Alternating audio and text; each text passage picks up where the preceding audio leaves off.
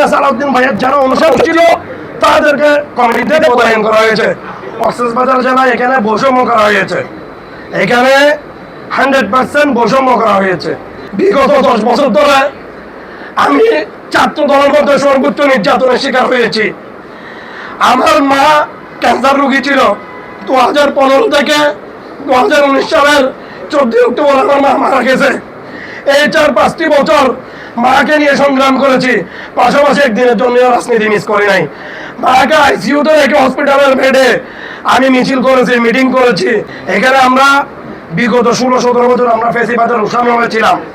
আমরা এখানে অনেকেই রাজপথে চেষ্টা করে, অনেক ত্যাগ করে, নিজের মা বাবার সম্পদ বিক্রি করে, নিজের বোনের স্বর্ণ বিক্রি করে, নিজের ভাইয়ের টাকা নিয়ে, নিজের বাবিদের স্বর্ণ বিক্রি করে, নিজের বাপ দাদার পৈতৃক সম্পদ বিক্রি করে আমরা রাজনীতি করেছি। আমাদেরকে সিনিয়র নেতারা দিচ্ছে সর্বোচ্চ 5%, 10%। এগুলা দিয়ে আমরা চলতে পারি নাই। আমরা 90%, 95% নিজের পরিবারের টাকা খরচ করে এখানে রাজনীতি করেছি। পৈতৃক ধন সম্পদ বিক্রি করে আমরা এখানে রাজনীতি করেছি। এখানে আমরা সম্পূর্ণ বৈষম্যের শিকার। এই ধরনের বৈষম্য অব্যাহত থাকলে আগামীতে ছাত্র দল হয়েছে, সেটা যদি পর্যায়ক্রমে অন্যান্য অঙ্গ সংগঠন হয়, কক্সবাজারে আগামী দিনে জাতীয়তাবাদের রাজনীতি নষ্ট হয়ে যাবে। সেটার জন্য গতকালকে যে ছাত্র দলের কমিটি হয়েছে, ওখান থেকে শিক্ষা নিয়ে আমরা আপনাদের মাধ্যমে সিনিয়রদেরকে জানান দিতে চাই, এটার সংশোধনী দরকার, এটার পরিবর্তন দরকার। কক্সবাজার জেলা ছাত্র দলের কমিটি পুনর্বিবেচনা করা হোক, যোগ্য, মেধাবী, ত্যাগী, কারা নির্যাতিত, উচ্চশিক্ষিত ওনাদেরকে নিয়ে। 200-র বেশি সার্ভিস ও ফিচারে লেনদেনের সব বিকাশ অ্যাপে সম্ভব।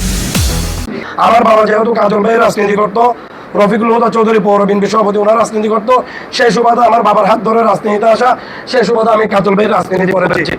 আমি জানি না কাজল ভাইয়ের যারা অনুসারী আছে কেউ এই কমিটিতে আসে নাই। সেটা কেন হয়েছে, কিভাবে হয়েছে, এটা আমি কোনো ধরনের আমি বোধগম্য নই।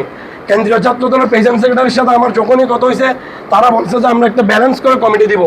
কিন্তু গতকালকে ওই কমিটি হওয়ার পরে তাদেরকে অনেকবার ট্রাই করেছি, তারা ফোন ধরে নাই। কেন্দ্রীয় ছাত্র দলের সভাপতি ফোন রিসিভ করার কথা চাইছে, আমি নিরুপায়, আমার কোনো উপায় ছিল না, আমি নিরুপায়, তোমরা আমাকে মাফ করে দাও, আমি পারি না, আমার হাত পা বাঁধা, এরকম বলছে। আমি নিরুপায়, অসহায়। সভাপতির আকিবুল ইসলাম আকিবের কথা বলেছে, সেক্রেটারি ফোন ধরে নাই। উনি বলছে আমরা অসহায়, আমরা নিরুপায়, আমাদেরকে উপর থেকে যেভাবে দিচ্ছে ওভাবে দেওয়া হয়েছে। আমাদের দলের যারা সিনিয়র নীতি নির্ধারক আছে, ওনারা কি কারণে কেন আমাদের সাথে অন্যায় করতেছে, অবিচার করতেছে, সেটা আমরা বোধগম্য নই। এইভাবে চলতে থাকলে আরেকটা জুলাই আগস্ট আন্দোলন হবে।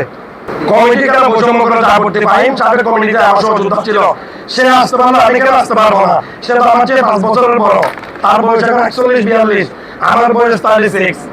কমিটির বাণিজ্য বিষয়ে আমি এখানে বলবো না, যেহেতু এখানে সিনিয়র নেতৃবৃন্দ আছে। এখানে বাণিজ্য হওয়ার কথা না, এখানে বৈষম্য করা হয়েছে। সিনিয়র নেতৃবৃন্দের প্রতি আকুল আবেদন, আপনাদের যেমন সন্তান আছে, আমরাও আপনাদের সন্তান, আমাদেরকে সন্তানের চোখে দেখেন।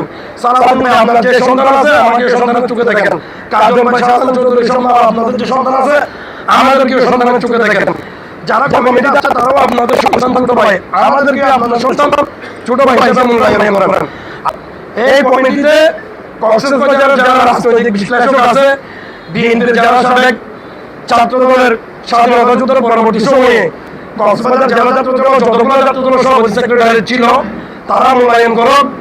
4 সংসদীয় আসনের এমপি, জেলা বিএনপির প্রেসিডেন্ট সেক্রেটারি সালাউদ্দিন ভাই, কাজল ভাই সহ রাজনৈতিক বিশ্লেষক, আপনারা যারা সাংবাদিক আছেন, সিনিয়র সাংবাদিক, ইলেকট্রনিক্স মিডিয়া, প্রিন্ট মিডিয়া, কার কি ভূমিকা ছিল বিগত আন্দোলন সংগ্রামে, জুলাই আগস্টে, 24-এর ডেমি নির্বাচনে, 18 দিনের পর জাতীয় ডাকাত নির্বাচনে, 14 বিকাশ নির্বাচন থেকে শুরু করে বিগত 16-17 বছরে কার কি রাজপথে পারফরমেন্স ছিল, এটা আপনারা বিচার করে দেন। অনুযায়ী কমিটি হোক, আমরা সবাই মেনে নিতে বাধ্য।